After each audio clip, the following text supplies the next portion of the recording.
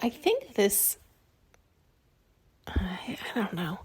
I was going to say, I think it's just reminding everybody to be a vibrational match, like just stand in your truth. Or maybe it's highlighting the difference between,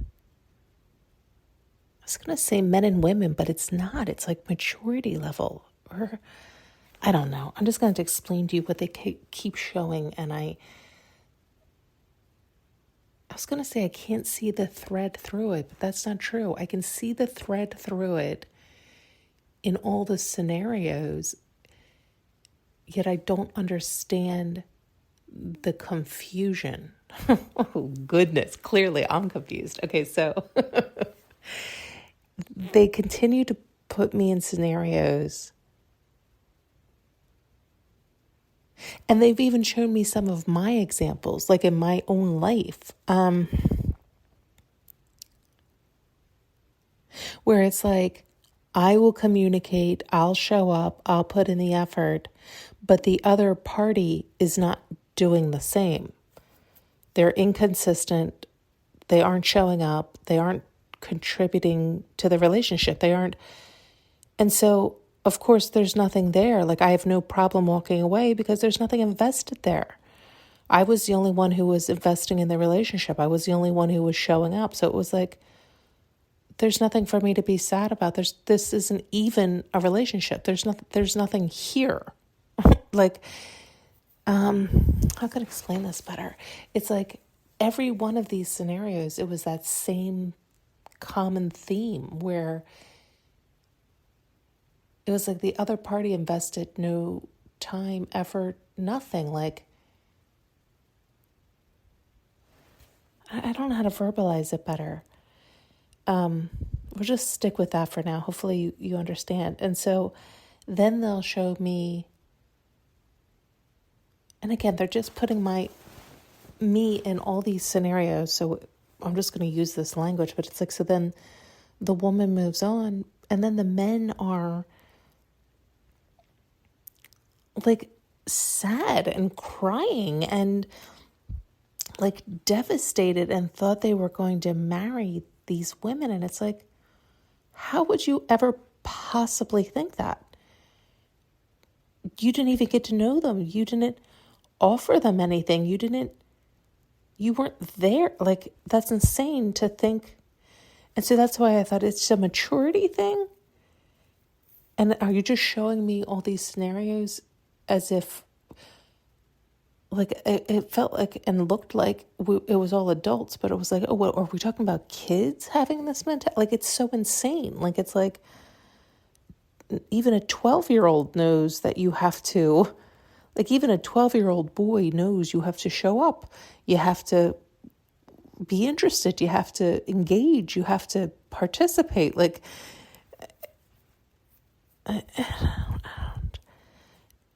and so then I thought, well, is it just not? It's like, it's just confusing because it's like, how are the men confused? Like, how are they confused?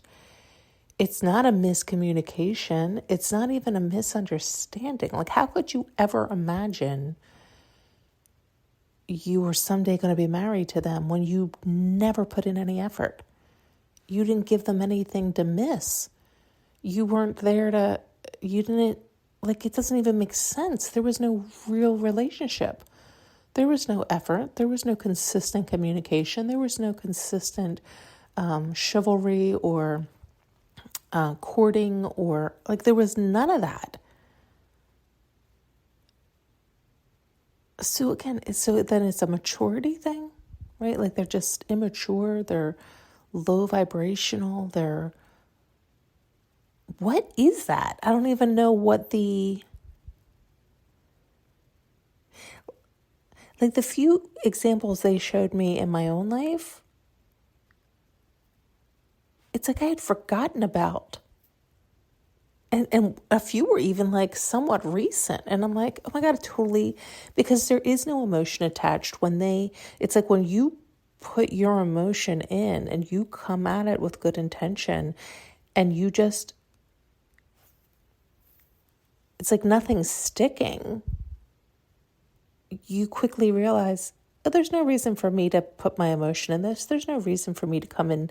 There's no reason for me to even be here. I can leave tomorrow, lose all interest, like not have any, like just drop all feelings here because there's nothing on the other side. It's an empty vessel I'm dealing with. Like, do you see what I'm saying? It's like,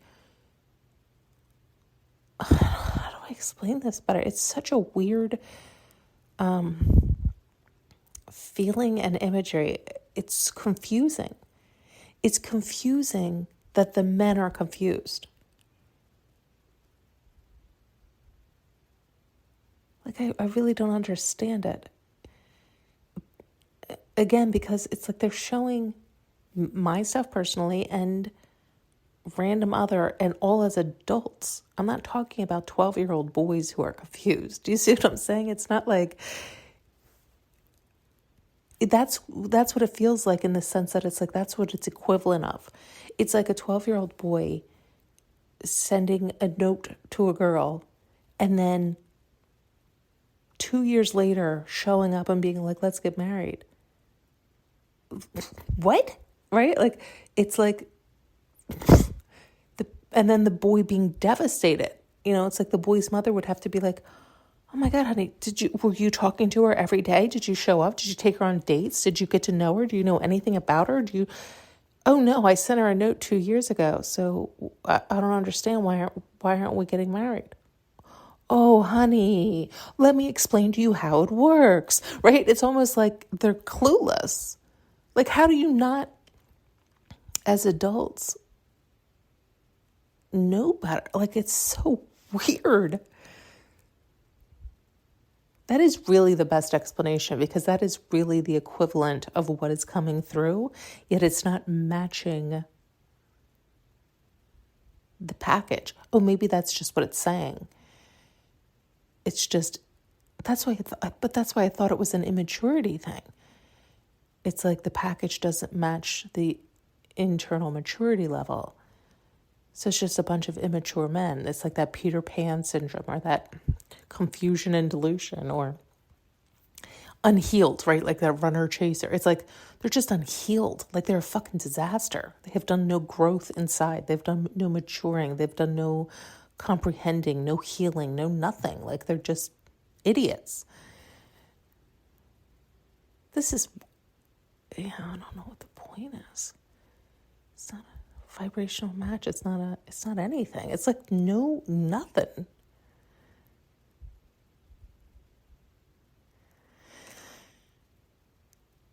I have no feeling for them, which is interesting to me. It's like I have no sympathy for them.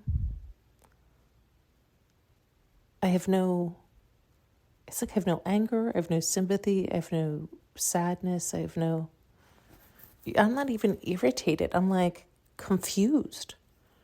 It's more just like, that is fascinating. Maybe that's it. Maybe it's just that. It's like, it is fascinating to me. It is fascinating to me how people think and behave. And so I guess maybe they're just showing me, which I have experienced in recent, like ever since my divorce, what I have encountered has been wackadoodle wild, where you do realize like there are a lot of bodysuits out there. And I guess maybe that's it. Maybe that's it. That was a big lesson for me. Just because like the bodysuit does not match the insides. But we always take that as, or at least I always took that as, like the idea of like, don't judge a book by its cover, where like I always took that as like, I tried not to, right? In that I always saw people as good, right? So even if they were a disaster on the outside, like looked a mess, it doesn't mean they're not a good person. They could just be having a rough day. So that's how I always took that. I think a lot of people take it that way. But I guess I think a lot of people take it that way because that's how I think. That's just funny to me. Okay, so, but this is not showing me that. This is showing me, how do I say it again? It's like,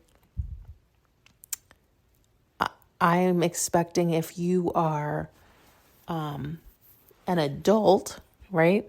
It's showing me men bodysuits of 40s and 50s and 60-year-olds. I expect you to have some growth, some maturity, I expect you to be a man. How silly of me. How silly of me to have judged your package thinking because of your age, because of your mature on the outside, your maturing aged body matched the maturity level of your inside. And that's a lesson for me. No, that is not the case. But that's the case for all of us all the time. But this was a glaringly obvious example of how it really applies to that as well. Or maybe that's the whole idea. It's like we do tend to judge.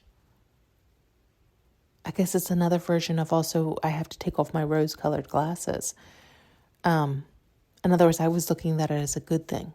I was looking at age as a good thing, right? Like a maturing, like I was hoping you matured as well on the inside. And again, that is not always the case.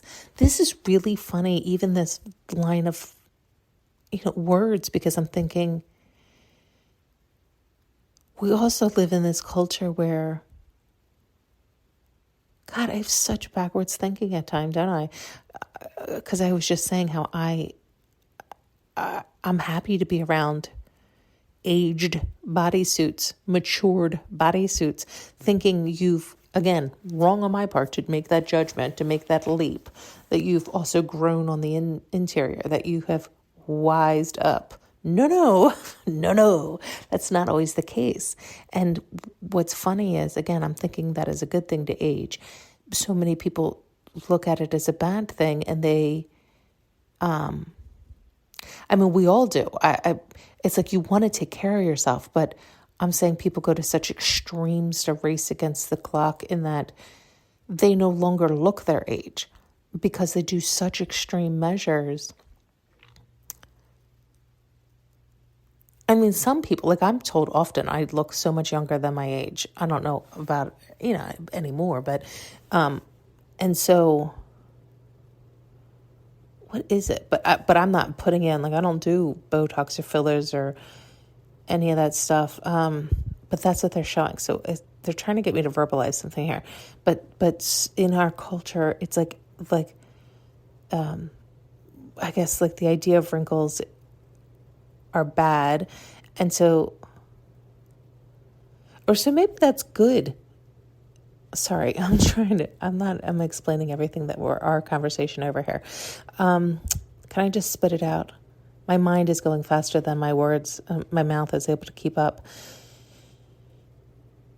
We live in a culture where everybody's racing against the clock. So they're doing all these things to look so young and to look so youthful. But then it doesn't match their insides. They could be, 100 years old and they look like they're 10. And it's like, okay, that's fucked up. But maybe that's a good thing in that it's going to my exact example, in that we all need to stop judging everybody so that don't take their appearance, their package, as if you know a fucking thing about them. You could see somebody and think they're 10 and they're dumb as a doorknob, and actually they're 100 and they're wise as can be, right? Or you could see somebody who looks like they're 70 and you think, oh, they're wise, they've lived, they've had some life, and we assume they have grown from their experiences, that they've made a ton of mistakes and they've learned from them, so they have now wisdom. And then you get to know them and you're like, oh, you're a fucking idiot. You're still 5. You have never healed. In all this time, you've never done any work. It's never bothered you that you, like all these things, like you clearly have not matured at all. And you look like death. You look like you're knocking on death's door. You look like you're about to go any day now. How have you not grown? How have you not wised up, so to speak. And so is this the lesson? It's like we judge on appearance in every way, all over the place. Like originally how I was saying it and how I always took that is that don't judge a book by its cover, in that I don't judge your heart. I don't judge your intention by the scowl on your face. I know people with scowls on their face, but they have a beautiful heart. Or I guess that was my rose-colored glasses, because again, that was how I was taking that phrase. But this is showing me another perspective or another angle of don't judge a book by its cover, and that as far as maturity or wisdom goes as well. But I think it's also trying to point out, like, let's not just have those two variations. Like, there's a million variations of, it is kind of back to the same thing of close your human eyes and ears and hear with your heart. What does is this person a vibrational match for you? Is this person somebody you can enjoy and grow with? Everybody is somebody we can enjoy and grow with. I don't mean it like that. It's like, so you don't get in your own way. That's what it is. That's what it is. Because when we judge, we have expectations. So it's my fault for having judgment and expectations, right? So I get in my own way because I'll see, again, let's just use our original example. I'll see a man who I find appealing on the outside because of his age. That's funny, isn't it? But sometimes I prefer somebody who looks like a man and isn't, and so I have expected him to be mature and to be strong and consistent and masculine and my, right? It's all these expectations of how I believe a man should be. And in other words, so I'm getting in my own way, because then when he fails to meet those expectations, he fails to beat my judgment, I'm disappointed. Why? I shouldn't be. Allow everybody to be who they are. Allow them to show you who they are. If they're not a match for you, move along. But if you come in judging, you come in expecting, you're only hurting yourself. Yeah, that's what it is. That's my lesson. That's my lesson, but I'm sorry, I'm thinking that's my lesson on what they've been trying to show me. I'm just thinking in a few different ways where I've adapted to different mentalities and cultures and environments, and have accepted, okay, if you're here, this is how you belong and accept, but that ends up being like people pleasing or manipulating, right? We've talked about this in varying ways. And so you start to learn, oh, you have to bitch and complain to belong, to be accepted, to be part of this group. Well, you don't like bitching and complaining. Yeah, I know, but I'm here, so I gotta learn to adapt. Or you could go someplace else. Huh? How about that? It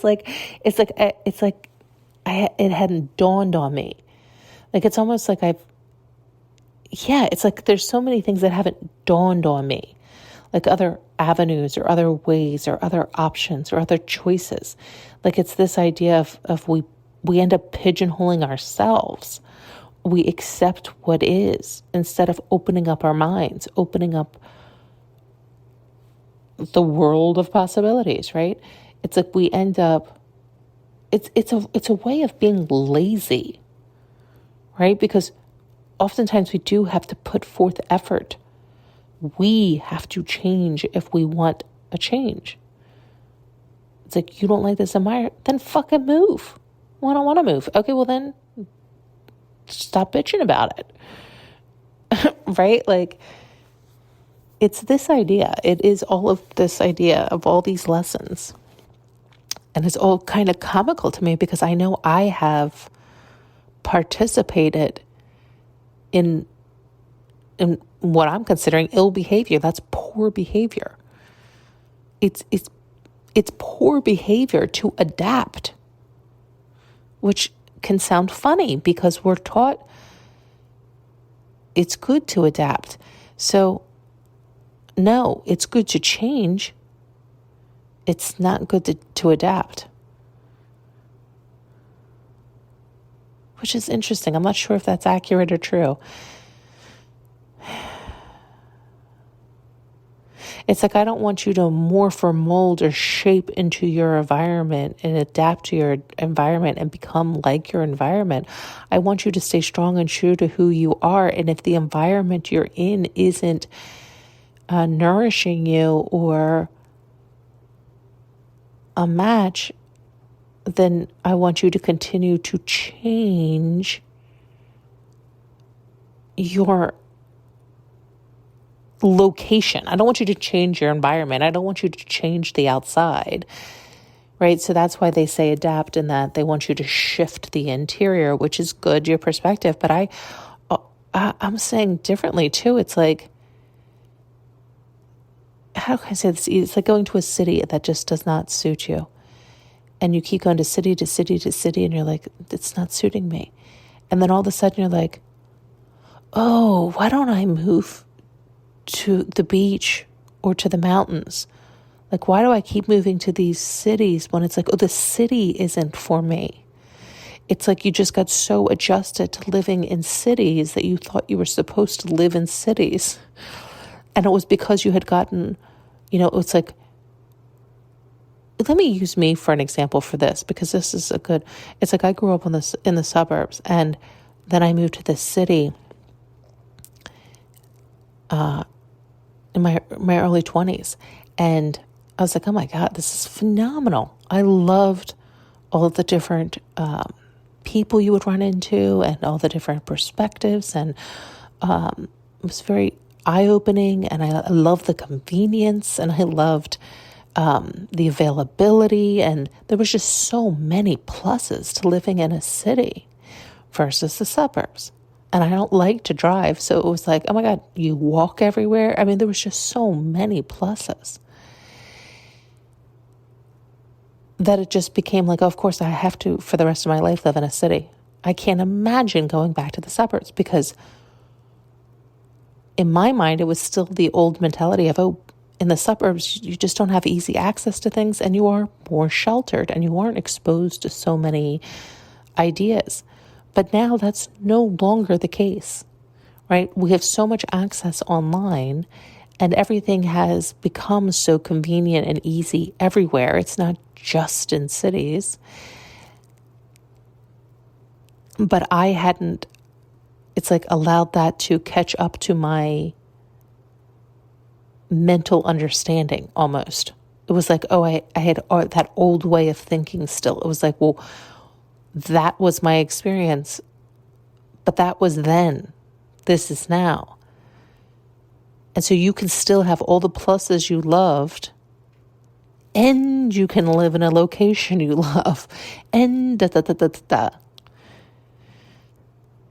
And so instead of forcing yourself to stay in the better of the two options that were once available, you want to recognize you have more options available to you now, because the world is continuing to change, evolve, and grow. It's like everything is always changing, evolving, and growing, right? It wasn't like, oh, this is what it is forevermore. The suburbs caught up to that. Does this make sense? I don't know, maybe it's not a good analogy.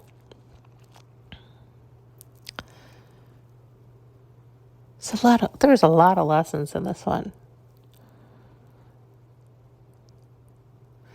I think it's more about allowing your mind to continue to grow and expand and mold and shift and change. And there's something right there. It's allowing your mind to mold and change and shift and adapt, but it's also to your choosing.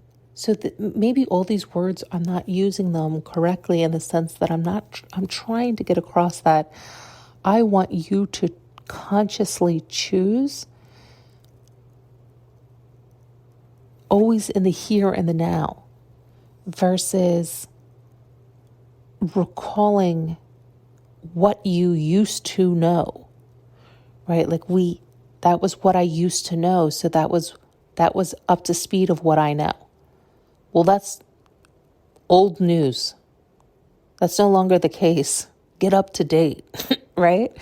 And so it's like we often do that. We make our now decisions based on our past experiences, our past knowledge. And it's like, but that's fucking ancient. That shit's old as dirt. What's happening right here, right now? Can you open your mind?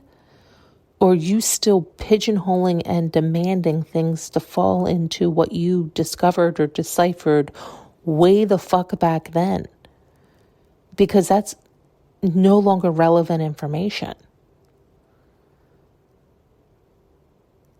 So are you able to open up your mind to now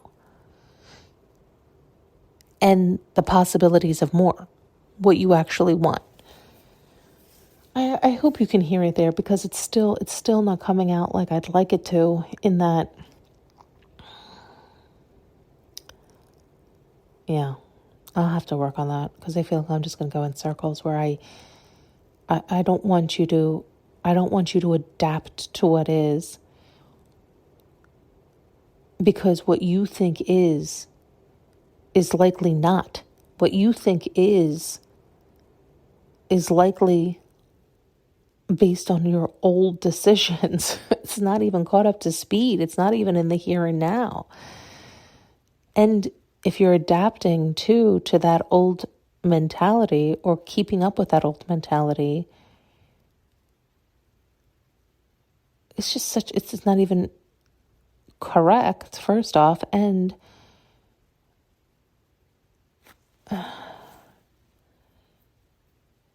it's like you could end up like manipulating off on old information. It's like you're manipulating your old mind on old info.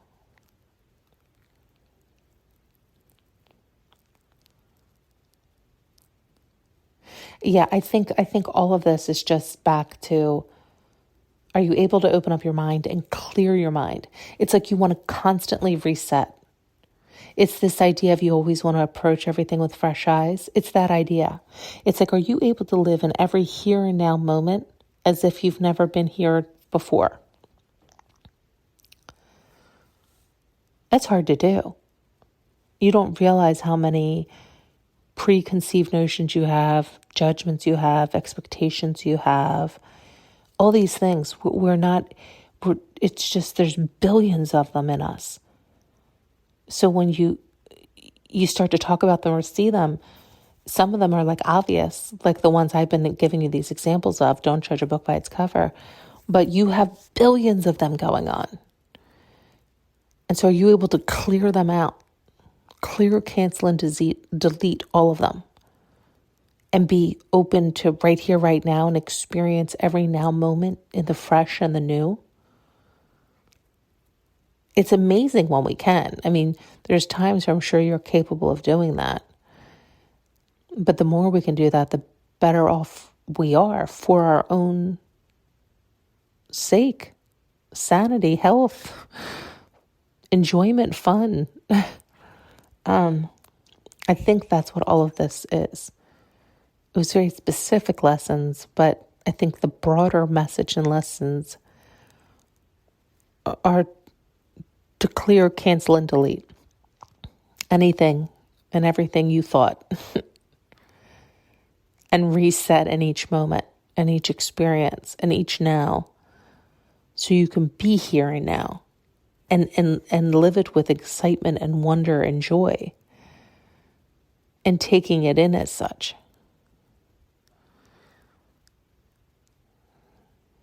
It's a way to actually also have your mind. I was just doing that, and I'm thinking, what that experience allowed for me to do is also allow my mind and my heart to be in sync, in that I was taking it in to understand it in my mind, but also to feel it in my body as one, versus one always being ahead of the other. Right? Because when we come in with our mind first, it's like our body has to catch up, but our mind is already telling our body where it needs to be. So it's not allowing our body to be there, really. It's telling our body where to be, how to feel. And so when we're able to clear, cancel, and delete and experience everything completely fresh and new, empty, we can come in unison, our body and our mind. So it can experience it freshly. Each new experience. I'm saying this and I'm also thinking at the same time, but don't miss hinge this time, right? So it's like you definitely don't want to carry the past with you, but you also want to, it is like you do want to have that wisdom, not the knowledge, not the bullshit, not the details, but the wisdom of don't mishinge things, get clarity on things. If as you're experiencing the new, the here and the now with those fresh eyes, you would get curious. You would ask questions because you wouldn't know, you wouldn't presume, you wouldn't expect. You would allow the wonder and the curiosity to take over, and you would get clarity if you were uncertain or confused or had questions.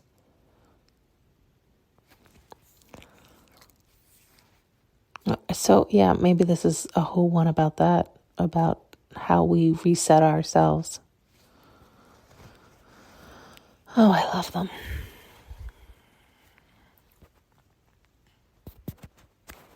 Thanks so much for tuning in and listening. You can now purchase an audio journey with me using the link below.